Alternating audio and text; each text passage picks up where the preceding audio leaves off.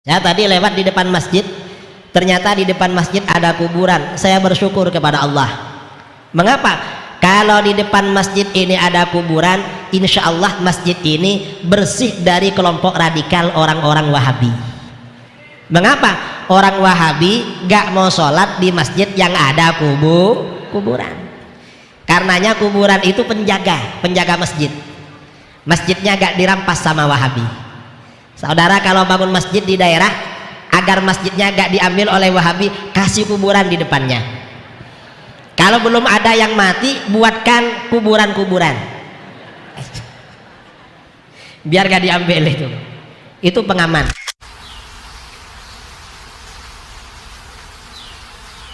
Para hadirin dan hadirat yang dirahmati oleh Allah Subhanahu wa taala, ini perkara yang menyedihkan di tanah air kita, ya. Terjadinya pengagungan terhadap kuburan sampai akhirnya terjadi pemintaan terhadap kuburan, sementara mazhab Syafi'i melarang hal tersebut.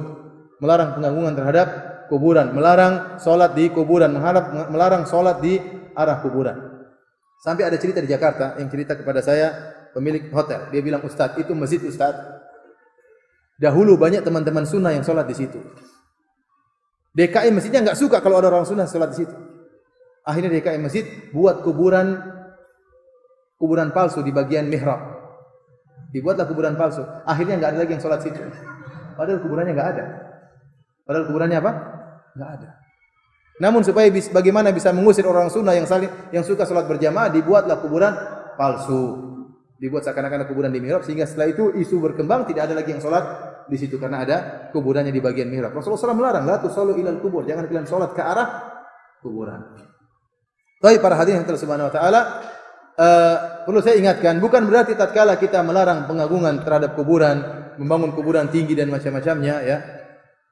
Dan inilah saya katakan, ya, bukan berarti kita melarang ziarah kubur, karena sekarang timbul isu bahwasanya orang-orang sunnah itu melarang untuk ziarah kubur. Saya katakan tidak, bahkan Nabi SAW menyuruh untuk apa? Ziarah kubur. Namun saya ingatkan, ziarah kubur yang syar'i adalah ziarah kubur yang mengumpulkan dua keutamaan atau dua tujuan. Yang pertama untuk mengingat kematian, yang kedua adalah untuk mendoakan apa?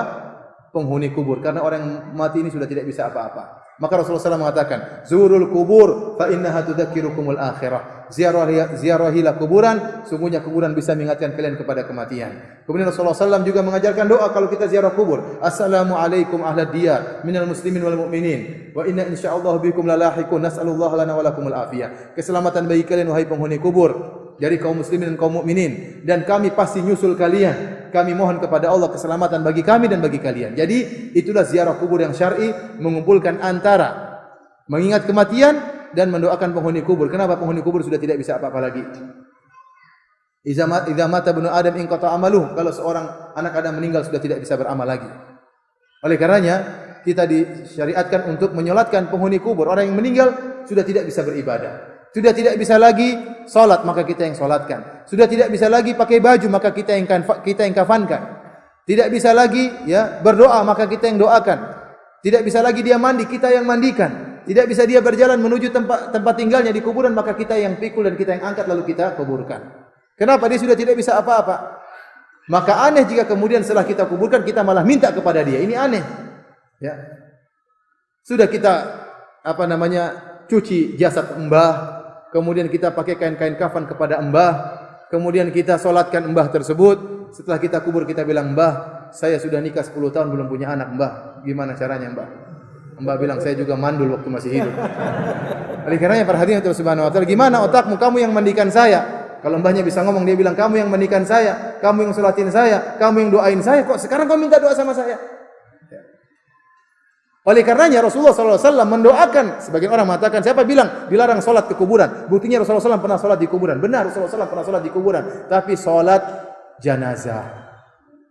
Yang salat janazah tersebut tidak ada ruku dan sujudnya, sehingga tidak ada syubhat pengagungan terhadap penghuni kubur. Justru orang tahu kalau salat janazah kita sedang mendoakan penghuni kubur. Beda kalau salat tersebut ada rukunya dan sujudnya, ada syubhat bahwasanya kita mengagungkan penghuni kubur tersebut, maka Rasulullah SAW memutus segala celah yang bisa menimbulkan kesan bahwasanya kita mengagungkan penghuni kubur, maka tidak boleh salat di kuburan. Tapi kalau salat jenazah tidak jadi masalah karena kita mendoakan penghuni kubur. Oleh karenanya segala ziarah kubur yang tidak terkumpulkan kepadanya dua tujuan ini mengingat akhirat atau untuk memberi manfaat kepada penghuni kubur dengan mendoakannya, maka itulah ziarah yang bid'ah. Itulah ziarah yang bid'ah. Seperti orang-orang yang datang ke kuburan bukan untuk ingat akhirat, tetapi ingat genderuwo misalnya. Ini salah. Dia takut. Jadi masalahnya di Indonesia ini sekarang demikian ya, karena kuburan dibuat angker dan macam-macamnya, sehingga orang kalau ke kuburan dia takut sama setan. Dia bukan takut sama akhirat, tapi takut sama setan. Benar, khawatir. Sampai ada ustaz bilang, saya pun kalau lihat kuburan ketakutan. Kenapa? Merinding, benar-benar ada jinnya. Bisa sampai kuburan khawatir yang muncul genderuwo atau nyi blorong, atau masih mending kalau si mandi Jembatan Ancol. Dan yang anehnya, ini lelucon aja, anekdot ya. Yang anehnya kalau kita perhatikan film-film setan-setan itu, ternyata setan-setan itu sesuai dengan kondisi ekonomi suatu negara. Antum lihat setan-setannya orang-orang Eropa keren-keren, Dracula pakai jas ya, keren, mantap gitu. Antum lihat setan-setannya orang-orang Cina pakai baju kerajaan. Antum lihat ekonomi setannya Indonesia, genderuwo belum mandi, rambutnya pocong, kemudian sendal bolong, ini bolong, mengerikan ya. Itulah setan-setan kita. Ekonominya pas-pasan. Oleh perhatian Allah Subhanahu wa taala ya. Sekarang karena fungsi kuburan hilang. Harusnya fungsi kuburan untuk mengingat akhirat, tidak jadi fungsi untuk akhirat. Antum kalau ke Baqi sana coba lihat kuburan di Arab Saudi. Rata semua dengan tanah. Orang ingat akhirat, tidak ada ketakutan sama sekali. Tapi kalau ke sini enggak, ada pohon Kamboja, ini tinggi, ada patung naga, macam-macam, orang ketakutan. Sehingga jadilah fungsi kuburan bukan ingat akhirat tapi ingat jin, ingat setan. Yang kedua, orang datang ke kuburan bukan untuk mendoakan, minta doa. Ini yang lebih salah lagi. Harusnya dia yang kita doain, bukan kita yang minta doa sama dia. Keliru seperti itu. Keliru seperti itu. Oleh karenanya Umar bin Khattab radhiyallahu taala anhu, tatkala musim kemarau di zaman beliau setelah wafatnya Nabi sallallahu alaihi wasallam, Umar bin Khattab tidak minta doa kepada Nabi sallallahu alaihi wasallam, tapi minta doa kepada Al-Abbas. Kenapa? Al-Abbas masih hidup. Waktu Nabi masih hidup, para sahabat berbondong-bondong rebutan minta doa kepada Nabi.